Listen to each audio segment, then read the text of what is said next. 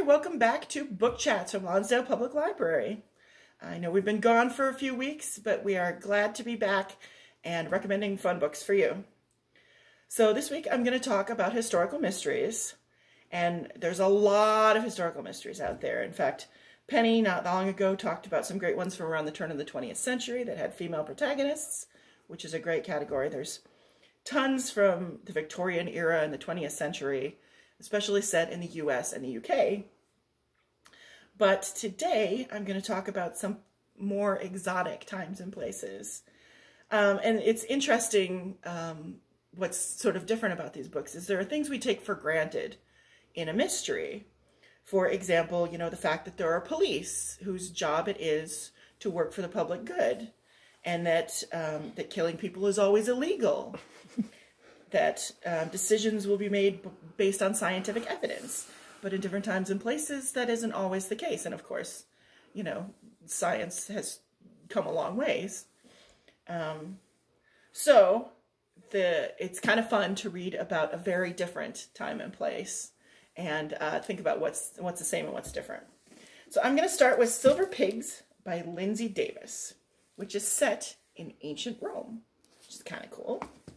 Marcus Didius Falco, it's an informer, which is apparently something like a private investigator. In fact, he kind of reads a lot like an old school noir detective, which is kind of fun. The Rome he inhabits is fascinating because on the one hand, it's surprisingly modern. You know, it has multi-story apartment buildings and corner bars and busy marketplaces. But on the other hand, things are very, very different, of course. You know, there's a state religion, and there are very strict rules about who can do what based on your class. And the fact that there isn't really a police force whose job it is to investigate crimes. So if you can't afford justice, you don't get justice. So hopefully victims are able to pay someone like Falco to investigate. So in his first case, he comes to the rescue of the niece of a senator, which is exciting because it gives him a chance to sort of make some connections in a higher social class in Roman society, if he can stay alive and keep ahead of what turns out to be a very tangled web of politics and crime. It's a lot of fun, and this is the first one in the series, Silver Pigs. There are quite a few, so if you get into it, you can read a lot of his adventures. Next, I'm going to talk about something of a serious book. It's a little more literary than the other ones. Great book. The Name of the Rose by Umberto Eco, which is set in an Italian monastery in the year 1327. So again, a very different time and place. It focuses on William of Baskerville, who's a Franciscan monk at this monastery to attend a theological disputation between the Pope and the Franciscans, who are suspected of heresy, which, of course, if you know anything about that time period, was a very serious charge and happened a lot. And the Franciscans got in trouble a lot. But instead, or in addition to that, there ends up being a series of mysterious deaths. And with the help of his apprentice Adso, William tries to solve these mysteries, all of which seem to be connected to a labyrinthine library, which may or may not have a secret room, which may or may not contain a lost Greek book, which is, of course, controversial, let's say. Meanwhile, there's the forbidden romantic encounters, there's inquisitors looking to sniff out heresy.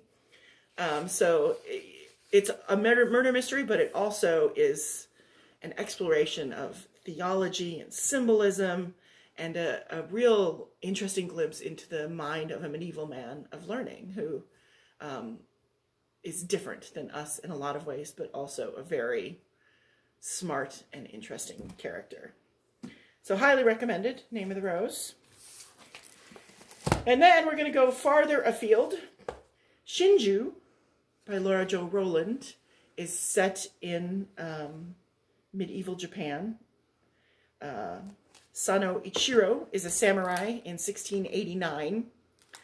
And this is the first of a long series, so if you get into him, you can enjoy watching his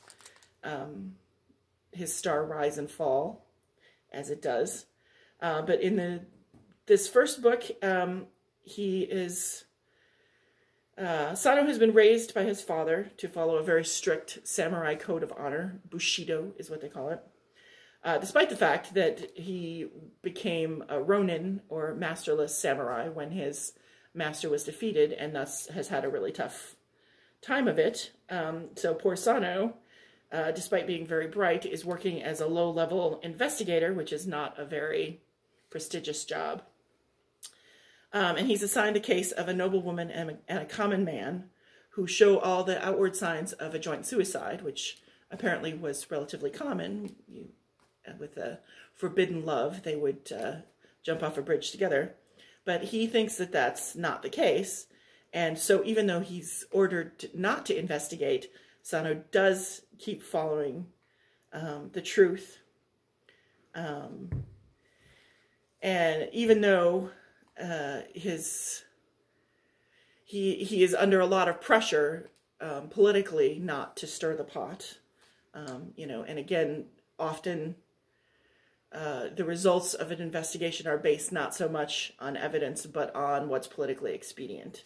So it's a bit of a challenge for him, and he, interestingly, is enough of a rebel that he consults forbidden practices, including a doctor who performs an autopsy, which is very much considered a Western abomination, and if he got caught, would probably be the end of poor Sano. But he risks losing everything by choosing to pursue the truth. And so does it end well for him? You better read the book. And then finally, I want to talk about one of my all-time favorite series, the Brother Cadfael books by Ellis Peters. The first one is A Morbid Taste for Bones. Brother Cadfael, yes, another monk, is living in Shrewsbury Abbey in England in 1137. Which is a very long time ago. He's the herbalist for the monastery. He works as a healer. He grows plants. And before he joined the monastery, he was quite a character. He fought in the Crusades. He was involved with women. He's a little more worldly than some of his fellow monks. And he's very observant of the world around him, which is how he keeps ending up solving mysteries. In his first book, the ambitious prior Robert, who's the leader of the abbey, wants a saint's relics to attract pilgrims. So it's a young monk named Columbanus. Yeah, I don't know. Claims to have had a vision of Saint Winifred asking that she be moved from her quiet grave in Wales to Shrewsbury Abbey, which is very politically expedient, isn't it? So Cadfael, who speaks Welsh, is part of the group sent to pick up the saint's bones. But when they arrive, the locals are not so interested in giving up their saint, as you might not be surprised. So when an influential landowner, who's one of the people speaking against it, is found murdered, it's up to Cadfael to figure out who actually killed him and see if he can make peace. So again, great series. There are quite a few books in that series. If you try it, you may end up hooked, just like I was. All right, well, thank you for tuning in, and hope to see you again soon.